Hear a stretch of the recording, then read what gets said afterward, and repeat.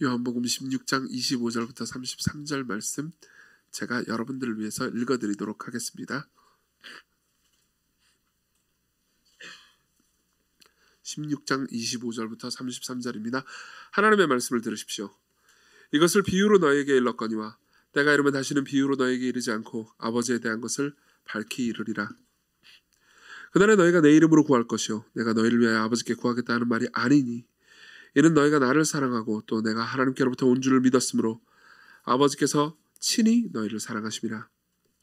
내가 아버지에게서 나와 세상에 왔고 다시 세상을 떠나 아버지께로 가노라 하시니 제자들이 말하되 지금은 밝히 말씀하시고 아무 비유로도 하지 아니하시니 우리가 지금에야 주께서 모든 것을 하시고 또 사람의 물음을 기다리시지 않는 줄 아나이다. 이로써 하나님께로부터 나오심을 우리가 믿사옵나이다. 예수께서 대답하시되 이제는 너희가 믿느냐? 보라 너희가 다 각각 제 곳으로 흩어지고 나를 혼자 둘 때가 오나니 벌써 왔도다. 그러나 내가 혼자 있는 것이 아니라 아버지께서 나와 함께 계시느니라. 이것을 너희에게 이름은 너희로 내 안에서 평안을 누리게 하려 함이라.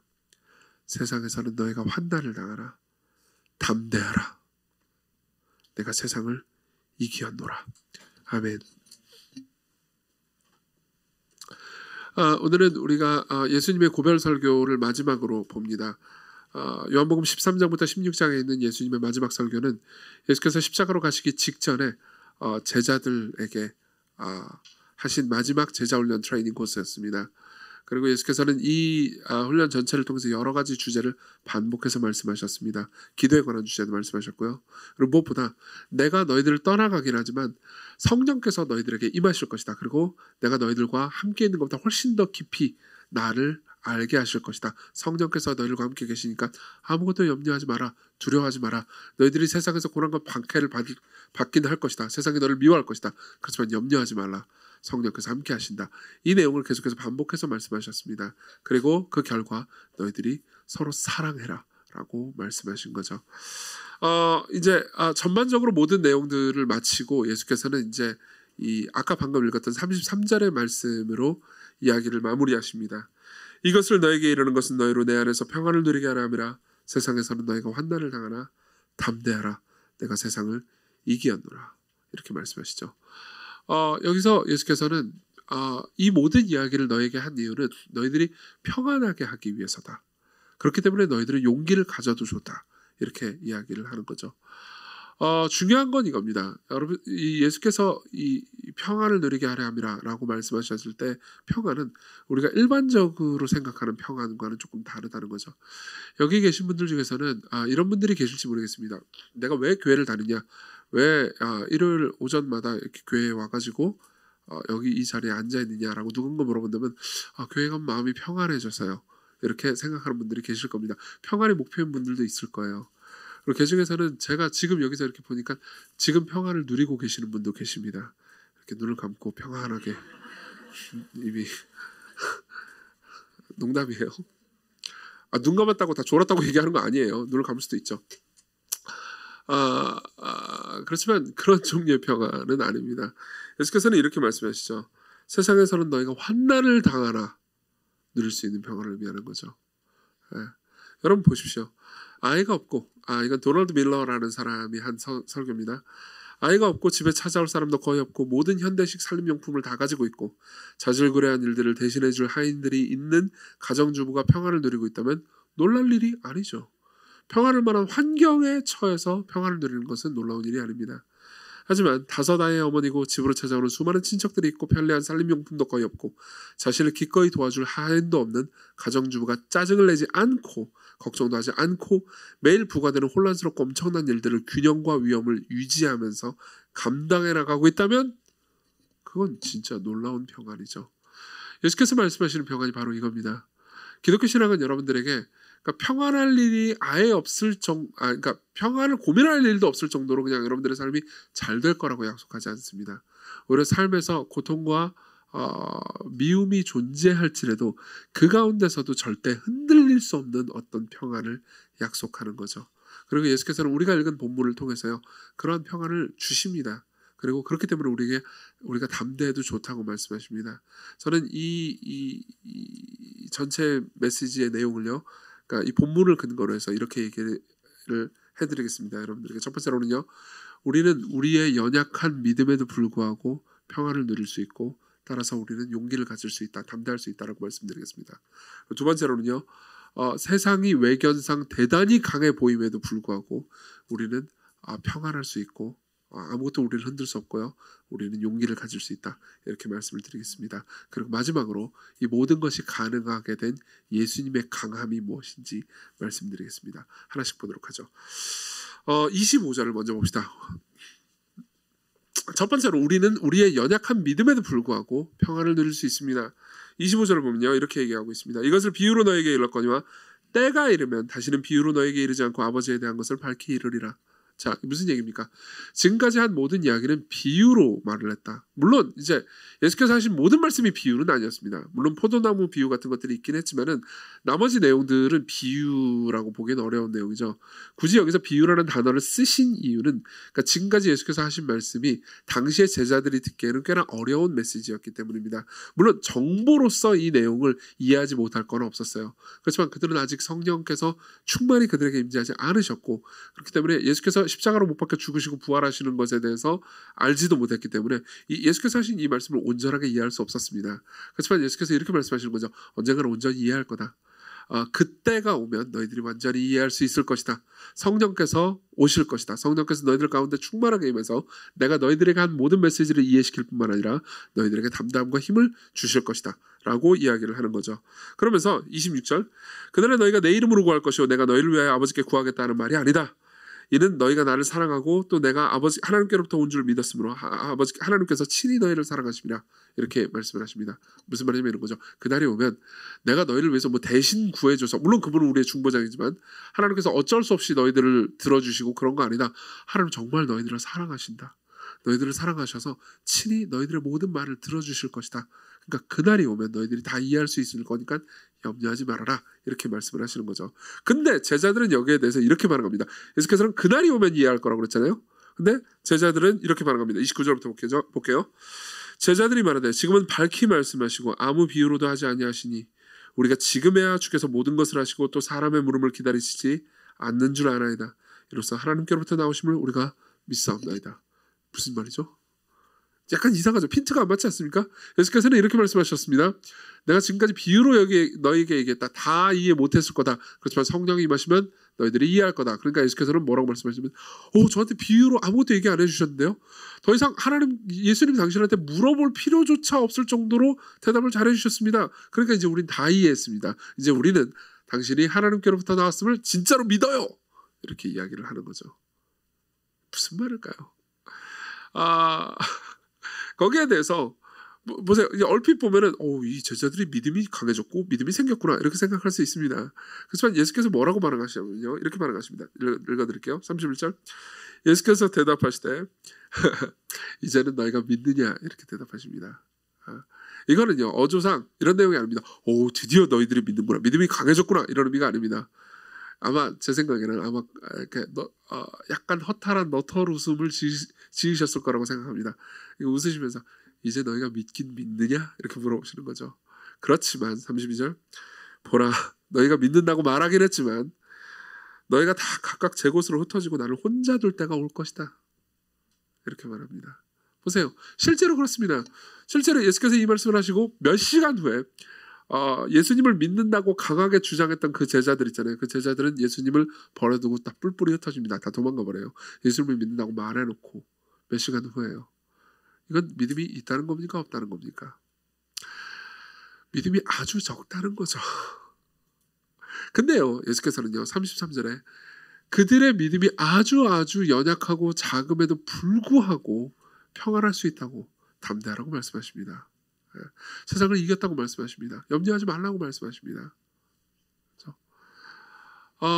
이건 되게 중요합니다. 실제로요, 이 이후의 이야기를 좀 한번 해보죠. 우리는 이제 요한복음만 가지고 있는 게 아니고 사도행전도 가지고 있고, 그리고 그 이후의 스토리를 다 알고 있습니다. 이건 1세기의 이야기니까요. 사도 요한은 그 이후로 어떻게 됐을까요? 사도 요한은 이제 이후에 성령을 받고 그리고 복음을 전하고요. 그리고 이때 같이 있었던 제자들 있잖아요. 11 제자들. 이 11 제자들 중에서 가장 오래 삽니다. 그리고 요한복음을 이제 생애 말년에 기록합니다. 아마 요한계시록하고 요한복음 이 두 권이 그러니까 신약성경 27권 중에서 가장 늦게 쓰인 책일 겁니다. 거의 대부분의 학자들은 1세기 후반으로 보니까요. 그런데 보세요. 요한은요. 다른 제자들은 다 순교했습니다. 다 순교했고 요한은 이제 가장 오랫동안 살았는데 요한이 삶을 살면서 어떻겠습니까? 보세요. 이 말이 다 맞다라는 것을 확인했을 겁니다.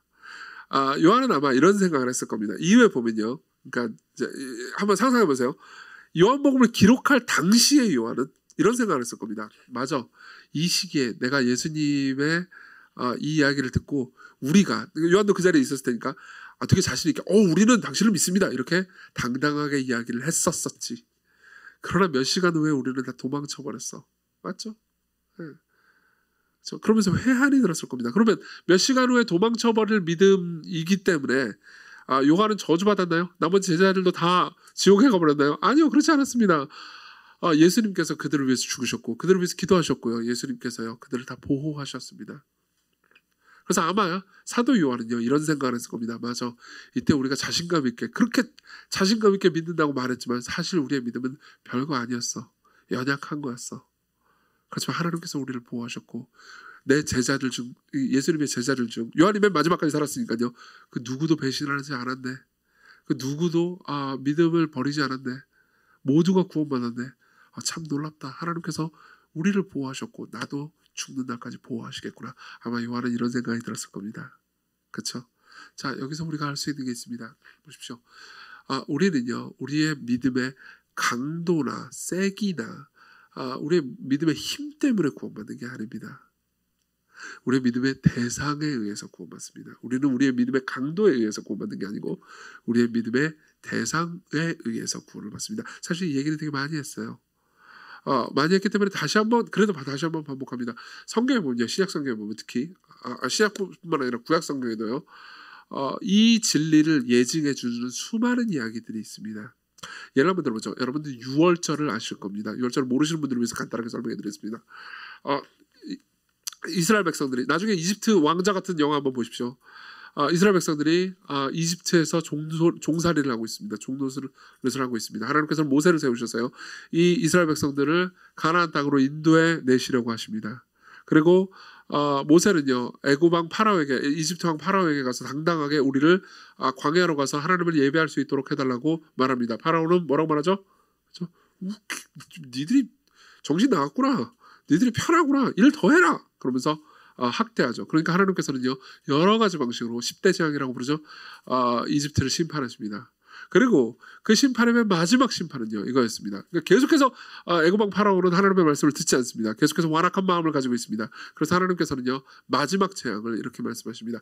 이집트에 있는 모든 집 있잖아요. 모든 집에 있는 장자, 제일 큰 아들을요. 다 죽이겠다고 선언하십니다. 하지만 여기는 조건이 하나 붙습니다. 죽이겠다고 선언하시지만 만일 어린 양을 한 마리 잡아서 그 어린 양을 죽인 다음에 그 피를 문에 바른다면 문과 좌우인방 문설주에 바른다면 그리고 그 안에서 양을 먹고 하나님을 신뢰하면서 기다리고 있다면요. 그러면요. 그 집안에 장자가 죽는 일은 없을 겁니다. 여호와의 사자가 밤에 가서 장자를 다 죽이는 그 시간에요.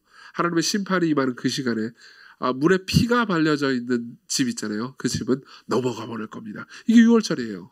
그렇죠? 그리고 하나님께서는요. 이스라엘 백성들 모두에게 양을 잡아서 양의 피를 물에 바르라고 했습니다. 이건 사실 그리스도께서 죽으시고 그분의 피로 말미암아서 우리가 구원받을 것에 대한 먼 미래를 가리키는 일종의 뭐라고 해야 될까요? 사인이죠. 그런데 보세요. 그래서 이스라엘 백성들은 양의 피를 물에 발랐고 그리고 장자가 죽지 않고 무사히 살아남을 수 있었죠. 그렇죠? 자, 근데 여기서 우리가 상상력을 한번 발휘해 봅시다. 상상력을 발휘해서 그때 당시 이제 6월절 직전에 그 6월절 밤에 이제 여호와의 사자가 다 장자를 죽이기 직전 있잖아요. 그 직전으로 한번 돌아가 봅시다.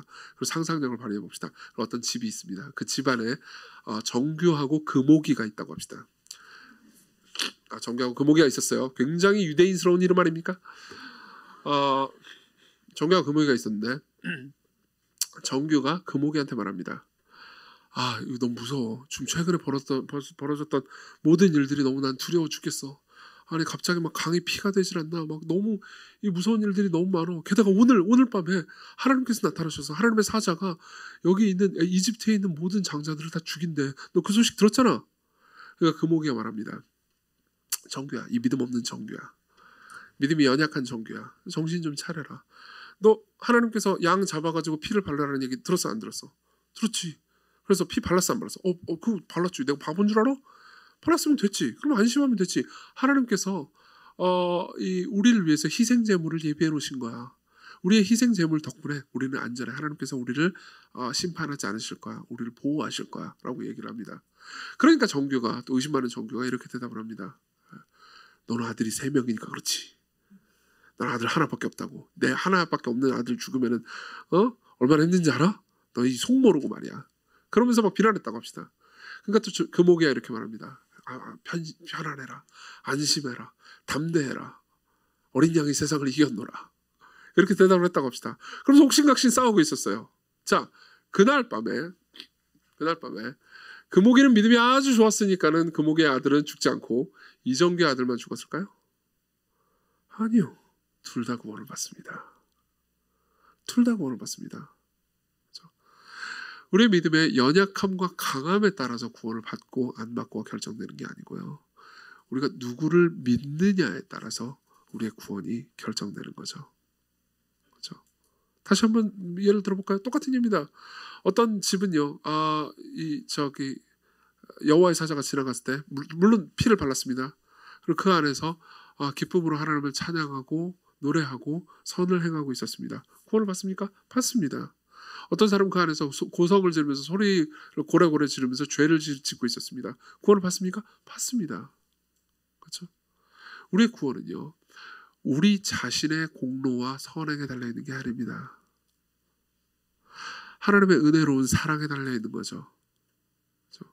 그리스도께서 우리를 위해서 십자가에 못 박혀 죽으시고 그분이 우리를 대신하신 사랑에 우리의 구원이 달려있는 겁니다. 자, 이걸 한번 적용해 볼까요? 여기 계신 분들 중에서 아직 기독교 신앙이 아예 없으신 분들도 계실 겁니다. 꽤 많이 있을 겁니다. 그래서 그분들에게 말씀드립니다. 여러분들 중에 어떤 분들은 그러니까 과연 신이 존재하는지조차 의심을 품고 계신 분들도 있습니다. 저도 그걸 이해합니다. 왜냐하면 저도 기독교 신앙이 아예 없다가 기독교 신앙이 생긴 사람이기 때문입니다. 저는 모태신앙이라 뭐 그렇지 않습니다.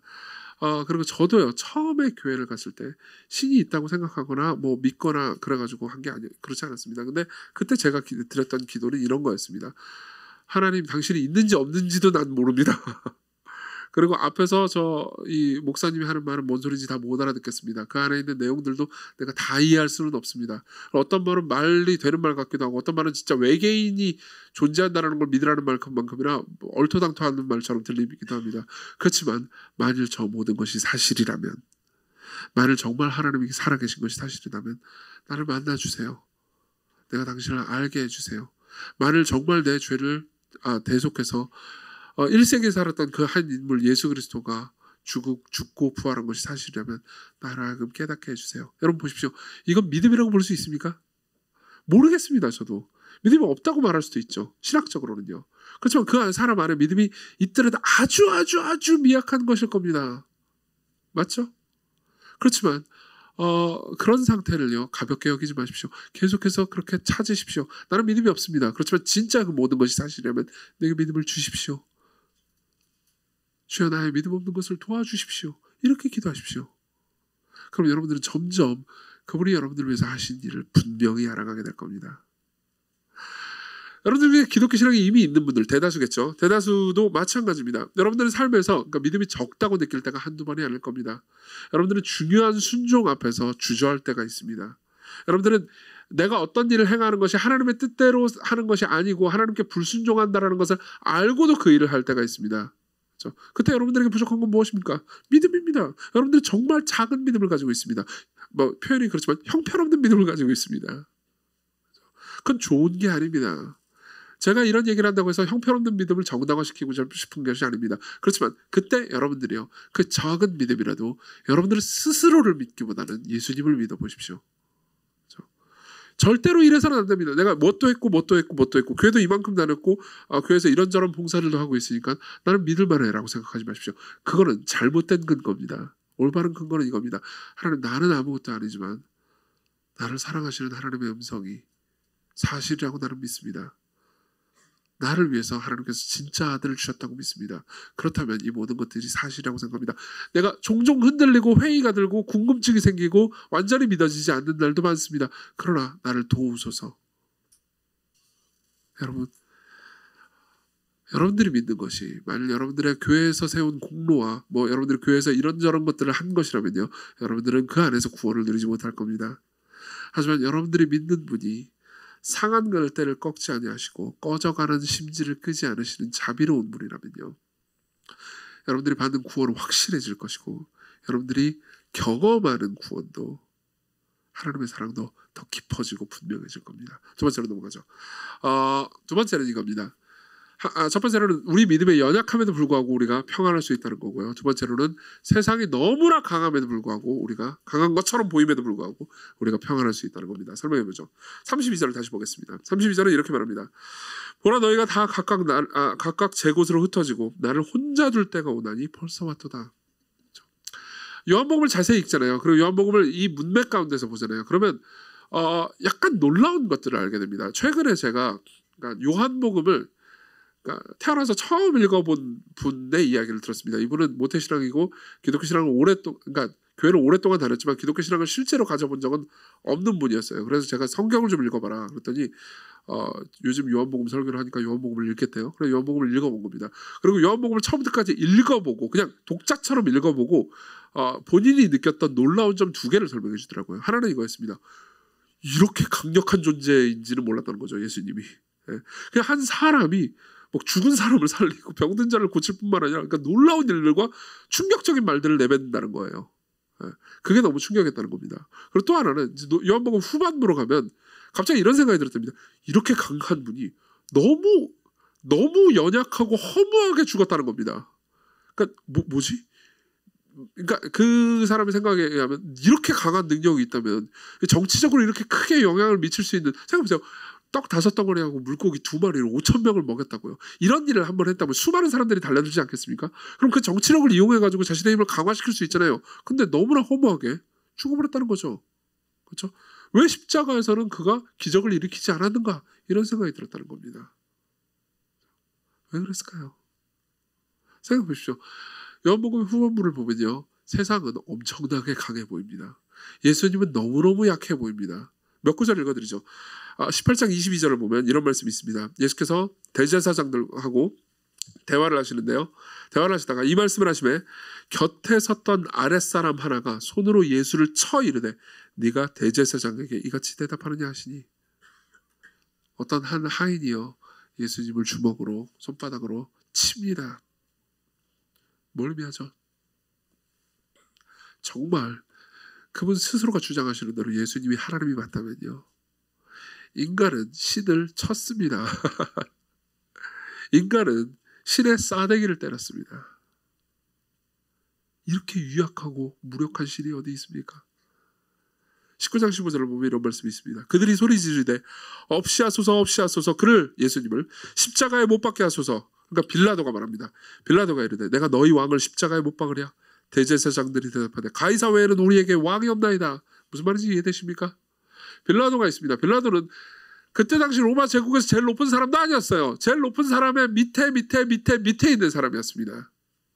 근데 그 사람이 이렇게 말합니다. 신을 앞에 두고요, 내가 이 사람을 죽일 권한도 살릴 권한도 있음을 알지 못하느냐? 이렇게 말합니다. 신은 너무나 무력해 보입니다. 신은 너무나 유약해 보입니다. 바꿔서 말해볼까요? 세상은요 너무나 강해 보입니다. 빌라도는 너무나 강해 보입니다. 대제사장들 역시 너무나 강해 보입니다. 그리고 이 신을 겉들이 이길 수 있을 것처럼 보입니다. 근데요, 재밌는 건 뭔지 아십니까? 33절에 예수께서는 뭐라고 말씀하시면 이것을 너에게 이르면 너희로 내 안에서 평안을 누리게 하려 함이라. 세상에서는 너희가 환난을 당하나 담대하라. 뭐라고 돼 있죠? 내가 세상을 이길 것이다도 아닙니다. 이겨버렸다라고 말씀하십니다. 이미 이겼다. 무슨 말입니까? 보세요. 이미 이겼다고 말하고 그 이후에는요. 예수께서 무력하게 세상에 당하십니다. 무력하게 계속해서 세상으로부터 뺨을 맞으시고 세상으로부터 재판당하시고 세상으로부터 고문을 당하시고 세상으로부터 죽습니다. 세상은 거의 전능해 보입니다. 근데 왜 세상을 이겼다고 말할까요? 여러분 기독교 신앙을 오랫동안 가지신 분들이라면 그 답을 아실 겁니다. 보십시오. 세상이 왜 예수님을 죽이려고 했습니까? 예수님의 영향력이 더 증대되고 있었습니다. 예수님을 수많은 사람들이 따르고 있었습니다. 예수님이 정치적 영향력을 너무 심하게 미치는 것처럼 보입니다. 그래서 이 사람을 죽여버리면 문제가 해결될 거라고 생각했습니다. 빌라도는요. 이 사람을 계속 내버려두면 로마 정권의 위협이 될 거고 골칫거리가 될 거라고 생각했던 것 같습니다. 그러면 이렇게 생각하는 거죠. 제거해버리면 되지. 그렇죠? 그리고 당시의 종교 지도자들과 엘리트들 역시 똑같이 생각했습니다. 이 사람이 미치는 종교적인 영향이 너무 커요. 이 예수라는 작자가 하는 말들 때문에 사람들이 너무 많이 동요하고 있습니다. 그럼 어떻게 하면 되죠? 제거해버리면 되죠. 우리는 보통 그렇지 않습니까? 삶에서 문제가 생기잖아요. 그럼 어떻게 하죠? 제거해버리려고 하죠. 그래서 세상은요 결정했습니다. 이 예수라는 작자를 제거하자. 그러면 이 예수라는 작자의 영향력도 끝장날 거야. 그리고 죽습니다. 자, 예수 그리스도는 죽죠. 그리고 그 다음에 예수 그리스도의 영향력이 끝났나요? 여러분 그걸 아십니까? 지난 10년간의 퓨 리서치 센터의 통계에 따르면요. 이거 참 재밌는 건데요. 매일 내가 기독교인이라고 주장하는 사람들의 수는요. 매일 5만 명씩 늘어납니다. 진짜예요. 전 세계적으로요. 그리고 1년에 1,900만 명이 조금 못되게 늘어납니다. 무슨 말인지 이해되십니까? 물론 아마도 제 생각에는 여기에는 통계 함정이 있을 것 같습니다. 뭐 예를 들면 아기를 낳아도 걔는 기독교인이니까 그렇죠? 얘가 기독교 신앙을 고백하지 않아도 무조건 기독교인으로 집계가 되긴 하겠죠. 그렇지만 하나 확실한 거는요. 계속해서 예수 그리스도가 내 주와 구주라고 고백하는 사람들은 날마다 늘어나고 있다는 겁니다. 기독교는요. 지금 뭐 우리나라에서는 조금 세가 줄어든다고 여러분들 볼 수 있지만 전 세계적으로 폭발적으로 성장하고 있습니다. 여러분들은 이런 이야기를 들어보신 적이 있는지 모르겠습니다. 기독교가 다 서양 종교 아니야, 미국 종교 아니야, 유럽 종교 아니야 이렇게 생각하는 분들이 계실지 모르겠습니다. 아니요, 전혀 그렇지 않습니다. 재밌는 예를 들어드릴까요? 아프리카 가나에 있는, 가나 아시죠? 우리 저기 월드컵 했던 그 가나요. 네, 우리를 불행하게 이겼던 그 가나에 있는 성공의 교회 교도 수가 미국과 영국의 성공의 교도 수를 다 합쳐도 이 가나에 있는 한 국가의 사람들이 훨씬 더 많습니다. 훨씬 더 많아요. 비교도 안 됩니다. 전 세계로 보면 북반구가 있고 남반구가 있잖아요. 우리나라는 북반구에 있죠. 메이저 국가들이 다 북반구에 있잖아요. 미국이나 뭐 유럽이나 우리나라도 북반구에 있죠. 그렇죠? 근데 북반구의 기독교인 숫자를요. 남반구, 즉 오세아니아, 아프리카, 남미의 기독교인 숫자가 추월한 지는 아주 오래됐습니다. 꽤나 오래됐습니다. 기독교는 진정한 의미에서의 세계 종교입니다. 다른 모든 메이저 종교들은요. 발생지를 그렇게 벗어나지 못했습니다. 이슬람교도 아직 중동의 중심이 있죠. 그리고 힌두교도 여전히 동아시아 쪽에 있습니다. 불교도 마찬가지고요. 근데 기독교는요. 진짜 세계 모든 나라에 각 나라와 족속과 백성과 방언 가운데 예수를 주와 구주로 고백하는 사람들이 있습니다. 보세요. 그때 당시 세상이 예수님을 죽일 때 예수님을 죽이면 이 영향력이 박살날 거라고 생각했기 때문에 예수님을 죽이면 모든 게 해결될 거라고 생각했기 때문에 예수님을 죽였습니다. 그렇죠? 그렇지만 세상이 그때 예수님을 죽임으로 말미암아서 그리고 그분이 부활함으로 말미암아서 어떻게 됐죠? 지금 수천만의 사람들이 수억의 사람들이 예수 그리스도를 자신의 삶의 주와 구주로 고백하고 있습니다. 그분의 삶은 그분의 영향력은 역사 2000년 역사를 통해서 증대되어 왔지 한 번도 줄어든 적이 없습니다. 바꿔서 말해볼까요? 세상은 예수님을 죽이려고 했지만 세상은 예수님을 이길 수 없었죠. 이게 바로 예수 그리스도를 믿고 따르는 모든 사람들에게 똑같이 일어날 일이라는 것을 혹시 알고 계십니까? 여러분들도 그리스도를 따르고 있다면요. 여러분들도 세상의 도전 앞에 있을 겁니다. 여러분들도 많은 분들이 실제로 이런 생각이 들 겁니다. 세상이 너무 무서운 분들이 있을 겁니다. 그런 분들 계시죠? 그렇죠? 이 험한 세상에서 나 혼자 이렇게 살아가기 너무 힘들어. 우리 교회는 지방에서 살다가 올라와가지고 정착해서 뭐 새로 직업을 가지거나 학교를 다니거나 해가지고 정착해서 사는 사람들이 젊은이들이 꽤 많습니다. 그렇죠? 여러분들 앞에 닥친 세상은 얼마나 강합니까? 대단히 강해 보이지 않습니까? 여러분들이 집어삼킬 것 같습니다. 여러분들은 지난 한 주 동안도 세상이 너무 강해서 실패와 상처를 입고 온 분들도 꽤 계실 겁니다. 그렇지만 예수께서 세상을 이기셨다면요, 예수 그리스도를 따르는 여러분들 역시 마찬가지일 겁니다. 세상은 여러분들을 해치는 것처럼 보이지만 여러분들은 거기서 결정적인 해를 당하지 못할 겁니다. 오히려 그 모든 것들을 하나님께서 바꾸실 겁니다. 그래서 여러분들의 삶에 놀라운 열매가 맺히게 하실 겁니다. 이걸 믿으십시오. 이걸 믿으십시오. 이게 그리스도의 운명이었습니다. 그리고 여러분들의 운명이기도 합니다. 예를 하나 들어드리도록 하겠습니다. 이 예는 제가 튤립반 때 했던 얘기이기 때문에 여기 계신 분 중에 많은 분들이 알 겁니다. 그렇지만 저는 이 예화가 너무 재미있고 또 써먹고 싶기 때문에 또 써먹겠습니다. 조나단 에드워즈라는 신학자가 있습니다. 18세기 신학자이자 목회자였죠. 이 사람은 굉장히 탁월한 저술들을 많이 남겼습니다. 그리고 그 중에서 이제 하나님의 천지창조 목적이라는 아주 탁월한 저술이 있습니다. 저는 이 책을 2008년도에 처음 읽었습니다. 2008년도에 처음 읽고요. 그리고 2010년도까지 제가 여러 번 읽었습니다. 한 8번, 9번 정도를 읽었었어요. 그만큼 제 신학과 생애에 굉장히 많이 영향을 미친 책입니다. 근데 이 책과 연관해서는 제게 이제 사연이 있습니다. 시건교회는 2011년도에 개척을 했습니다. 그리고 저는 2010년도에 굉장히 내적으로 심한 갈등을 겪고 있었습니다. 정말 하나님께서 나를 개척으로 부르시는 것이 맞나? 진짜 하나님께서 나를 통해서 교회를 세우시려고 하는 건가? 과연 나는 복음을 전하는 목회자가 될 수 있을까? 과연 나는 목양을 할 수 있을까? 내가 사람들에게 말하는 걸 설교라고 부를 수 있을까? 이것 때문에 너무 큰 갈등을 겪고 있었습니다. 그리고 그 갈등 가운데요, 저에게 확신을 주었던 책이 바로 이거였습니다. 하나님의 천지창조 목적이요. 거기에 보면요, 하나님이 천지를 창조하신 목적이 하나님의 영광을 위해서인데 그 영광이 얼마나 위대하고 찬란하고 밝은 것인지 그 영광을 인간이 경험하게 된다면 누구나 행복할 수 있다는 이야기가 그 안에 쓰여 있었습니다.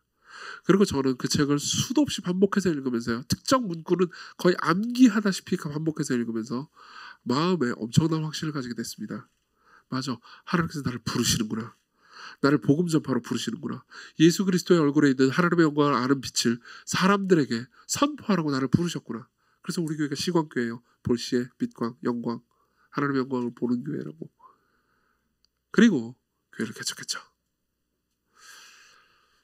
1부 때도 똑같은 얘기를 했는데요, 2부 때도 마찬가지일 겁니다. 여러분들 중에서는요, 이런 분들이 분명히 계실 겁니다. 시광교회를 내가 만나게 돼서 너무 감사하다고. 분명히 계실 겁니다. 내가 시광교회를 만나게 돼서 여기서 복음을 재발견하게 됐고 하나님께서 나를 위해서 하신 일들을 다시 경험하게 됐고 그분의 사랑을 다시 한번 확신하게 됐다고.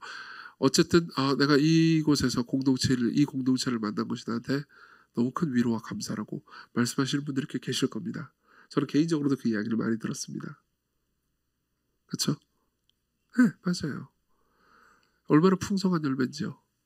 근데 보세요. 그런 여러분들에게 해드리고 싶은 말씀이 있습니다. 제가 아까 하나님의 천지창조 목적을 읽다가 그렇게 됐다고 그랬잖아요. 근데 이 하나님의 천지창조 목적이라는 책을 에드워즈가 쓰는 데는 비하인드 스토리가 하나 있습니다. 좀 설명을 해드릴게요. 에드워즈는 18세기의 목사였고요. 그리고 당시에 미국에서 가장 유명한 목사이기도 했습니다. 그리고 실제로 가장 대우가 좋은 목회적인 대우를 받고 있었습니다. 그러니까 에드워즈가 자기 친구에게 보낸 편지가 기록이 남아있는데요. 그 기록을 보면요, 자신이 미국 전체에서 월급을 제일 많이 받는 목사라고 자랑하는, 실제로 월급 얼마 받는지 다 이렇게 리스트도 적혀 있어요. 그럴 정도로 이제 이 대우를 잘 받는 유명한 목사였습니다. 그리고 그건 부끄러운 일도 아니었습니다, 당시로서는. 왜냐하면은 지금과 달리 그 당시에 목사라고 하면은 그러니까 사회 지도층이고 엘리트들이었거든요. 지금 그런 이미지는 아니잖아요. 그렇기 때문에 그러니까 굉장히 많은 것들을 누리고 있었죠. 근데 문제가 있었습니다. 에드워즈 본인은요, 그렇게 목양적이고 사람들을 이렇게 섬세하게 사랑하는 스타일의 사람은 아니었던 것 같습니다. 이 사람은 훨씬 더 연구와 책 읽는 것, 글 쓰는 걸 좋아했고요. 그리고 하루에 13시간씩 공부를 했어요. 그러니까 목회를 언제 했겠냐고요. 그러다 보니까 성도들이 그렇게 좋아하지 않았습니다. 물론 그 가운데 부흥이 몇 번 있었기 때문에 잘 넘어가긴 했지만은 이제 이 성도들이요, 에드워즈 이전에 있던 목사님이 있어요. 솔로몬 스토다드라는 에드워즈의 외조부인데 이 솔로몬 스토다드의 목회를 그리워하는 사람들이 꽤 많았습니다. 항상 후임자는 전임자랑 가혹하게 비교되잖아요. 그러다 보니까는 자 보세요, 에드워즈 본인도 좀 약간 냉소적이고 냉담한 죄가 있었습니다. 그리고 에드워즈를 함께 있었던 교인들도 전임자하고 에드워즈를 자꾸 비교하면서 에드워즈를 쫓아내려고 하는 사람들이 꽤 많았습니다. 그래서 계속해서 갈등이 있었죠. 그리고 결국 에드워즈는 쫓겨납니다. 고통을 당하게 되죠. 이것이 에드워즈의 일생을 통해서 에드워즈가 경험했던 가장 큰 고통이었을 겁니다. 그리고 에드워즈의 아내, 그리고 에드워즈 옆에 있는 사람들에게 엄청난 죄가 계속 있었고 에드워즈는 쫓겨났습니다. 그러다 보니까 어떤 일이 일어났습니까? 에드워즈가 궁핍해졌겠죠. 그렇죠? 월급 더 이상 못 받으니까. 근데 또 시간도 많아졌어요. 시간이 많아지니까 뭐 할까요? 원래 쓰고 싶었던 책들을 씁니다. 그리고 그렇게 쓰고 싶었던 그때 이제 대작들이 많이 나옵니다. 그때 뭐 의지의 자유라든가 뭐 여러 가지 대작들이 나오는데요. 그때 썼던 책들 중에 하나가 하나님의 천지창조 목적이었습니다. 자, 봅시다. 시간교회를 만나게 돼서 내가 참 되게 감사하다라고 생각하는 여러분들에게 제가 드리고 싶은 말씀이 있습니다. 보세요. 에드워즈가 18세기에 교인들에게 쫓겨나는 수모와 고통을 당했습니다. 그래서 하나님의 천지창조 목적을 쓰게 됐죠. 그리고 350년 후에 그것을 제가 읽었습니다. 그래서 제가 은혜를 되게 많이 받고 복음을 전하는 목회자가 되야겠다고 결심했죠. 그리고 시간교회를 세웁니다. 그리고 여러분들을 만나게 됐습니다. 맞죠? 에드워즈가 경험했던 고통이 없었으면 여러분들이 시간교회를 만나지 못했을 겁니다. 바꿔서 말해볼까요? 이게 좀 과다한 말처럼 들릴지 모르겠지만 하나님께서는 여러분들의 행복을 위해서 에드워즈가 쫓겨나게 만드셨습니다. 이해하십니까? 에드워즈를 하나님께서 가혹하게 대했다는 의미가 아닙니다. 조나단 에드워즈가 경험했던 고통은요, 그냥 그 고통으로 남고 끝나지 않았습니다. 열매가 되었죠. 물론 그 이후에 수많은 사람들이 이 책을 보면서, 하나님의 천지창조 목적이라는 책을 보면서, 그중에 존 파이퍼라는 사람도 있습니다. 수많은 사람들이 은혜를 받고 열매를 맺었습니다. 그리고 그 수많은 열매들 중에 하나는요, 에드워즈는 그런 나라가 있다는 건 상상도 못했던 대한민국에 350년 후에요, 한 그냥 평범한 젊은 청년도 있었습니다. 그리고 시공교회라는 교회도 있죠. 이런 열매는요, 에드워즈가 상상도 못했을 겁니다. 자, 봅시다. 제가 이 예를 굳이 들은 이유는요, 여러분들의 삶에도 결국은 똑같은 일이 일어날 거라고 말씀드리고 싶기 때문입니다. 여러분들이 지금 누리고 있는 복은요, 누군가가 과거에 혹은 그 이전에 혹은 지금 경험하고 있는 세상의 고통 때문에 맺는 열매일 수도 있습니다. 그리고 그 말은요, 여러분들이 지금 당하는 고통 있잖아요. 그 고통 때문에 누군가는 지금, 그리고 여러분들 스스로도요, 열매를 볼 수 있다는 겁니다. 고통은 고통으로 끝나고 남지 않습니다. 세상이 아무리 강해 보여도요, 세상은 여러분들을 이길 수 없습니다. 이게 그리스도인이 얻을 수 있는 위로죠. 여러분들이 아무리 불행한 일이 생겨도 그 불행한 일은 여러분들을 그냥 멸망시킬 수 없습니다. 여러분은 반드시 그 모든 일을 통과해서 열매를 보게 될 겁니다. 마지막입니다. 그러면 이것을 확실히 믿을 수 있는 근거가 무엇인지 말씀드리겠습니다. 우리의 믿음이 연약하다 하더라도 우리는 평안할 수 있고요, 우리에게 나쁜 일이 생긴다 하더라도, 세상이 아무리 강해 보여도 우리는 평안할 수 있습니다. 그러면 그 궁극적인 근거가 무엇입니까? 32절을 다시 한번 봅시다. 32절 같이 한번 읽어봤으면 좋겠습니다. 같이 읽습니다. 시작. 보라, 너희가 다 각각 제 곳으로 흩어지고 나를 혼자 둘 때가 오나니 벌써 왔도다. 그러나 내가 혼자 있는 것이 아니라 아버지께서 나와 함께 계시는. 자, 이 구절을 자세히 뜯어보면요, 여러분들이 평상시에 제 설교 오래 들으신 분들이라면 궁금한 점이 하나 생길 수 있습니다. 보세요. 예수께서는 이렇게 말씀하십니다. 자, 제자들아, 너희들은 다 나를 떠날 것이다. 그렇지만 아버지는 나와 함께 계실 것이다. 이렇게 말씀하십니다. 그렇지만 여러분들은 이렇게 반문할 수 있습니다. 아니, 무슨 말이죠? 몇 시간이 지나면 예수님은 십자가로 끌려가실 겁니다. 그리고 잠시 후면 예수님은 겟세마네 동산으로 가시겠죠. 그리고 겟세마네 동산에서 예수님은요, 성부 하나님의 임재를 잃어버립니다. 무슨 말입니까? 3번이나 이 잔을 내게서 옮겨주십시오라고 간구해도 성부 하나님은 예수님의 기도를 듣지 않으십니다. 예수님은 성부 하나님의 임재를 잃어버리십니다. 그리고 이윽고 시간이 지나고 십자가로 가십니다. 십자가에서 그분은요, 이렇게 말씀하시죠. 나의 하나님, 나의 하나님, 어찌하여 나를 버리셨습니까? 그분은 성부 하나님께 버림을 받으셨습니다. 십자가에서 성부 하나님의 외면과 진노와 저주를 받으셨죠. 그럼 여러분들은 물어볼 수 있습니다. 분명히 예수님은 아버지의 버림을 받았는데 왜 예수께서는 여기서 아버지께서 나와 함께 계시느니라라고 말하는 거죠? 예수님의 기대를 성부 하나님이 배신했나요? 아니죠. 아니죠.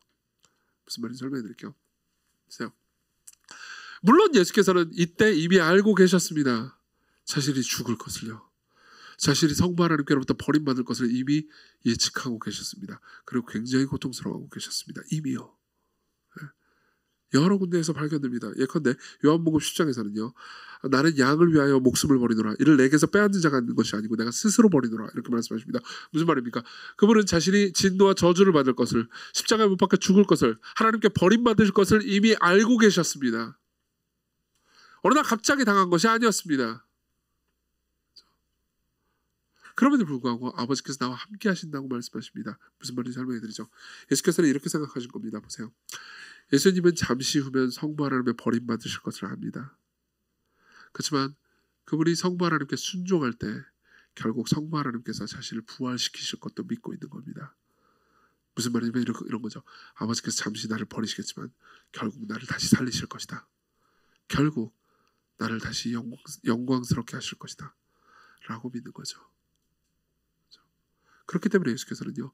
아버지께서 나와 함께 하시느니라 라고 고백할 수 있었던 겁니다. 여러분 그걸 알고 계십니까? 제가 여러분들에게 여러 번 말씀드렸는데요.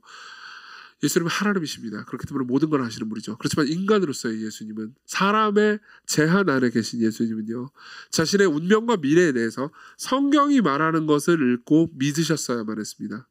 무슨 말이냐면 자신이 십자가에 못 박혀 죽으실 것과 부활하실 것을 전지하시기 때문에 아시는 것이 아니고 성경에 약속된 것을 보고 믿었어야 했다는 겁니다. 생각해 보십시오. 여러분, 저는 여러분들에게 성경을 근거로 해서 설교합니다. 그리고 아까도 제가 여러분들에게 이렇게 말씀드렸습니다. 여러분들에게 어떤 어려운 일이 생기더라도, 여러분들에게 세상이 여러분들에게 너무 강해서 세상에 지는 일이 생기는 것처럼 보여도 결국 하나님께서 그것을 사용하셔서 여러분들을 변화시킬 거라고, 여러분들에게 열매를 줄 거라고 저는 방금 얘기했습니다. 이건 하나님의 말씀을 근거로 해서 여러분들에게 말씀드리는 거죠. 그럼 어떻게 해야 됩니까? 여러분들은 믿으셔야 됩니다. 맞죠? 앞에 있는 게 훤히 다 보이는 게 아니잖아요. 믿어야 되는 거잖아요. 그거 믿기 힘들죠. 예수님도 믿으셨어야 말했습니다. 예수님도 똑같았습니다. 사람으로서의 예수님은요. 지식의 제한을 받으시면서, 사실 그 제한을 스스로 선택하신 것이긴 하지만 제한을 받으면서 하나님의 말씀을 믿으셨어야 말했습니다. 그렇기 때문에 자신이 부활하실 것 역시 믿음으로 죽음으로 당한 거죠.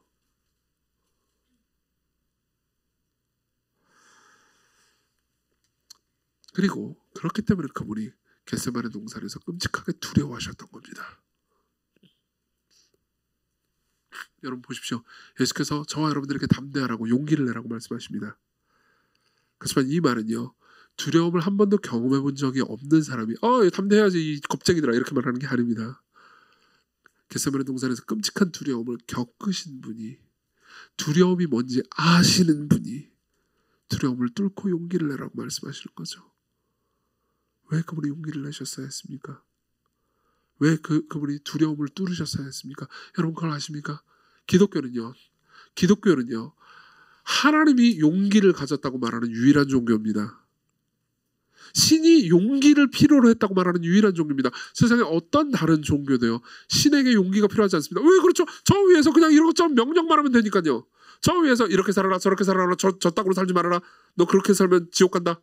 그리고 그냥 어떻게 사는지 보고 거기에 따라서 처분만 하면 됩니다. 다른 모든 종교의 신들은 그렇습니다. 그렇지만 우리가 믿는 하나님은, 우리가 믿는 성경에 나타난 예수님이 이 땅에 오셔서 두려움 앞에 서셨어야 했습니다. 하나님의 말씀이 성경을 믿고 자신의 삶을 순종하는 용기를 가지셨어야만 했습니다. 왜 그랬습니까? 왜 그분이 그런 불안 가운데 계셨습니까? 우리를 평안하게 하시기 위해서요. 그분이 불안해야 될 이유가 전혀 없었는데도 불구하고 왜 그분은 두려움 가운데 계셨어야 했습니까? 우리의 믿음이 연약하고 우리가 앞에 있는 상황이 어떤 상황이라 하더라도 우리가 흔들리지 않는 평안을 가지도록 하시기 위해서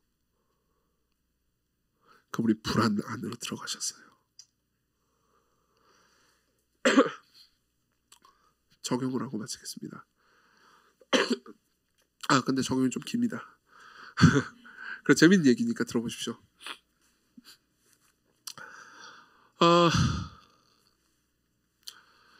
저는 내년에 이제 교회 개척을 할 겁니다. 교회 개척 이야기 아니니까 여러분들 이야기니까 잘 들어보세요. 개척해라 이런 얘기일 것 같죠? 그 얘기 아니에요. 근데 이게 빌미가 되는 얘기니까 잘 들어보세요. 저는 내년에 교회를 개척하려고 마음을 먹고 있습니다. 시각교회는 내년 3월에 신촌에 교회를 개척할 겁니다. 그리고 이건 꽤나 제 입장에서는 용기를 필요로 하는 어려운 일입니다. 여러분들 어떻게 느끼실지 모르겠지만은, 그러니까 제 입장에서 평안함을 선택한다면 이렇게 하면 됩니다. 그러니까 교회가 점점 많이 사람들도 오고, 오늘도 새로 방문하신 분들이 계시죠? 매주 교회에 방문하는 사람들이 있고 교회도 커지고, 그러니까는 좋은 장소 잘 구해가지고 교회를 더 키우고 관리를 하면서 이제 편안하게 지내면 됩니다. 그렇지만 이제 그렇게 하지 않고 작은 무리들과 함께 교회를 새로운 곳에 개척해가지고 복음을 듣지 못한 사람들에게 복음을 전하는 사역을 하겠다라는 건 저한테 꽤나 용기를 필요로 하는 일이었습니다. 사실 솔직히 말하면 지금도 꽤나 두렵습니다. 종종 눈물이 나올 만큼 두려울 때가 있습니다. 근데도 불구하고 이러한 사역을 시작해야겠다라고 마음먹게 된 이유는 뉴욕에서 목회를 하시고 은퇴하신 팀 켈러 목사님의 이야기를 알게 되면서부터입니다. 저는 팀 켈러 목사님은 제 인생에서 제 신앙과 설교와 목회에 가장 많은 영향을 미친 목회자들 중 한 명입니다. 팀 켈러 목사님이 1989년에 뉴욕에 교회를 개척했을 때, 그때 뉴욕은요 하루에 2246건의 살인이 발생하는 도시였습니다. 그리고 팀 켈러 목사님이 은퇴하던 바로 그때요, 2017년도에는요 뉴욕의 하루의 살인은 550건으로 줄었습니다. 4분의 1을 넘게 줄었어요. 그리고 이거는요 이유가 있습니다. 팀 켈러 목사님이 처음에 교회 뉴욕에 도착했을 때요, 뉴욕 안에 있는 복음적인 신앙을 가진 교회는 1%가 되지 않았습니다. 뉴욕 인구예요. 근데 팀 켈러 목사님 은퇴할 때 5%까지 치솟았죠. 왜냐하면 리디머 교회라는 교회 자체가 50명으로 시작해서 6,000명이 넘는 회중으로 성장한 까닭도 있긴 하지만 리디머 교회가 수도 없이 많은 교회를 또 개척을 했거든요. 리디머 교회라는 교회조차도, 그러니까 한 곳에 있는 캠퍼스가 아니고 처음에는 이제 한 곳에 있다가 하나씩 늘어나가지고 세 곳에, 그러니까 맨해튼 내에 세 곳의 교회를 개척한 교회입니다. 그러니까 멀티사이트 교회죠. 우리 교회가 되는 것처럼 똑같은 교회입니다. 우리 교회가 지금 구로에 교회 예배당이 있잖아요. 근데 신촌에 예배당을 두면서 멀티사이트로 운영하는 것처럼 똑같이 그렇게 했습니다. 그분들이 먼저 했고 우리가 따라하려고 하는 거죠.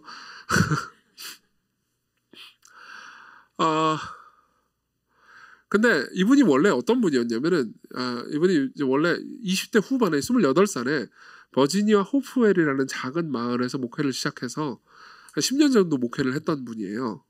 그러니까 되게 이제 목회를 오래 했던 분인 거죠. 그리고 나서 목회학 박사를 취득하고 웨스트민스터 신학교라는 학교에서 이제 목회학 교수로 막 임용된 지 얼마 안 된 분이었습니다. 그러니까 이분은 이제 자신의 평생을 목회학을 가르치는 신학교에서 교수로 살아야지라고 마음을 먹고 있었던 사람인 거죠. 안락한 삶이 보장돼 있었습니다. 근데 이제 교수 2년 차 때 누군가 팀 켈러 목사님한테 말을 한 거예요. 뉴욕에 가서 개척을 좀 하면 안 되냐. 팀 켈러 목사님 입장에서는 신학교로 온 지 얼마 되지도 않았고, 그리고 뉴욕이 당시에 미국에서 이미지도 되게 안 좋았어요. 범죄의 도시로 이미지도 안 좋았고, 게다가 아이를 키우는 데는 더없이 안 좋은 환경이었는데다가 뭐 거기서 복음을 전해가지고 누가 교회를 올 거라는 상상도 못했던 거죠. 워낙 거기는 아주 세속한 도시이기 때문에 거기서 복음을 전해서 예수님을 믿는 일이라는 거는 도무지 있을 수 없다라고 대부분의 사람들이 생각하고 있었습니다. 그리고 팀 켈러 목사님도 그렇게 생각을 하고 있었기 때문에 거절을 했죠. 거절을 했는데 사람들이 이렇게 얘기를 한 거예요. 그러면 그냥 마냥 거절하지 말고 좀 가서 좀 뉴욕에서 개척할 사람은 좀 네가 좀 찾아봐라. 너 목회학 교수잖아.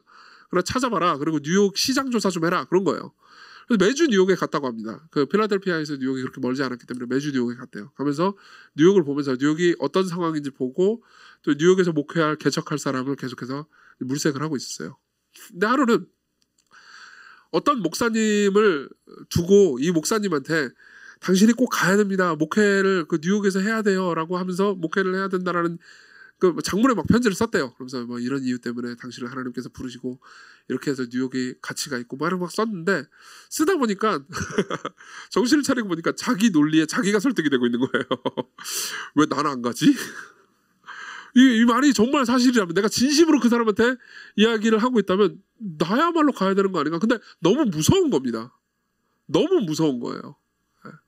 어떻게 개척을 해? 그런 생각이 드는 거죠.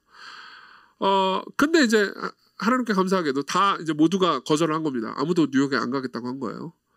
그런 상황에서 너무 두려운 상황에 있었는데 그때 당시 윌리엄 거널이라는 17세기 청교도입니다. 윌리엄 거널이라는 사람이 쓴 그리스도인의 전신갑주라는 우리나라 말로도 번역이 되어 있습니다. 책을 읽은 거예요.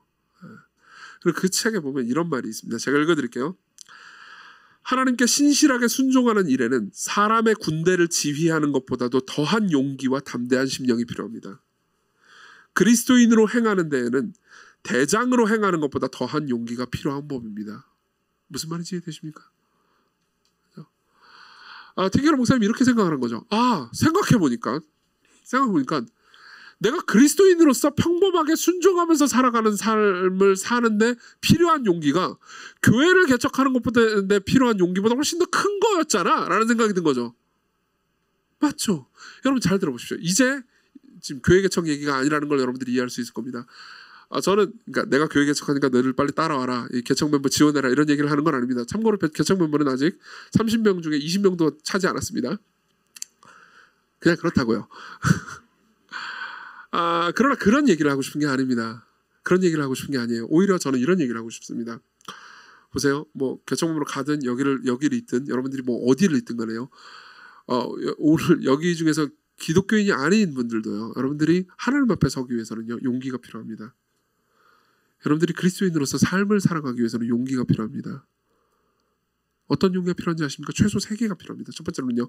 여러분들은요. 자신이 죄인임을 인정하는 용기가 필요합니다. 자신이 죄인임을 인정하는 용기가 필요합니다. 기독교인이 아닌 분들에게 말씀드립니다. 아직 예수 그리스도를 믿음으로 받아들이지 않으신 분들에게 말씀드립니다.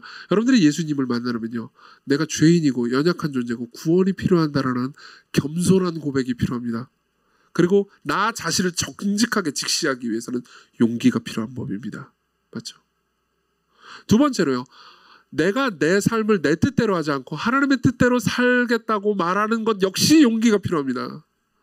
우리는 굉장히 자주 하나님의 말씀을 읽으면서도 내 마음과 맞는 부분은 하나님의 말씀이니까 지켜야지 라고 생각하다가 내가 마음에 안 드는 부분 있잖아요. 그런 부분은 그래도 인간 사정을 어떻게 목사들은 맨날 인간 사정을 다 모르면서 순종하라고 그래. 그러면서 적당히 제쳐주는 경향이 있습니다. 여러분 보십시오. 이거 되게 위선적이지 않습니까? 가식적이지 않습니까? 그죠? 그때 맞아 내가 가식적이고 위선적이구나. 내가 대단히 지혜 있는 척하지만 실제로는 지혜롭지 않고 어리석은 사람이구나. 사실 나는 하나님보다 내가 더 지혜롭다고 스스로 주장하는 사람과 같구나 라고 스스로를 인정하려면요. 용기가 필요합니다. 여러분 생각해 보십시오. 여러분들은 자신을 직면할 용기가 있습니까? 여러분들은 자기 자신이 자기중심적이라는 것을 인정할 용기가 있습니까? 그리고 또 하나는 여러분들이 계속해서 그분을 따르다 보면요. 세상의 비웃음과 멸시를 받을 용기가 있어야 됩니다. 사람들이 왜 저렇게 행동해? 라고 말하는 걸 들을 용기가 있어야 되는 거죠. 아직 기독교 신앙이 없는 분들 중에 기독교 신앙으로 회심하면요. 주변 사람들이 왜 기독교를 믿어? 라고 여러분들을 멸시할지도 모릅니다. 여러분 보십시오. 여러분들 중에서 신앙이 있는 분이든 없는 분이든 누구든요. 여러분들이 무슨 신촌의 개척이고 나발이고 그런 거 다 필요 없고요. 그냥 그리스도인으로서 삶을 살아갈 때 용기가 필요합니다. 맞죠? 그래서요. 팀 캐럴 목사님이 이걸 깨닫자마자 이런 생각이 들었답니다. 팀 캐럴 목사님 말입니다. 지금부터는 읽어드릴게요. 이 일을 맡기로 한다면, 뉴욕에 개척하기로 한다면 그 순간부터 용감해져야 할 거라고 생각하는 것이 착각이라는 것을 나는 깨달았다. 나는 사실 언제 어느 순간이나 용감한 삶을 살아왔어야 했다. 뉴욕의 교회를 거절하게 되더라도 겁쟁이로 되돌아가서는 안 된다. 그렇다면 차라리 뉴욕으로 가겠다. 7월 1일에 나는 1년 뒤에 사임하겠다고 웨스트민스터 신학교에 통보했다. 그리고 즉각적으로 이전과는 전혀 다른 풍성한 기도의 삶을 경험하게 되었다. 이유는 무르나 마나였다. 자 보십시오. 저는 신촌으로 개척을 하는 이 프로젝트를 하기 위해서 용기가 필요합니다. 진짜예요. 무서워요. 그렇지만 저는요. 신촌으로 개척을 해가지고 거기서 힘든 일을 견디는 것보다 그 개척을 한 다음에 순간순간 제가 되게 많은 결정들을 내려야 될 거 아니에요. 그때 제 죄와 제 어리석음과 맞서 싸우는데 훨씬 더 많은 용기가 필요할 것 같습니다.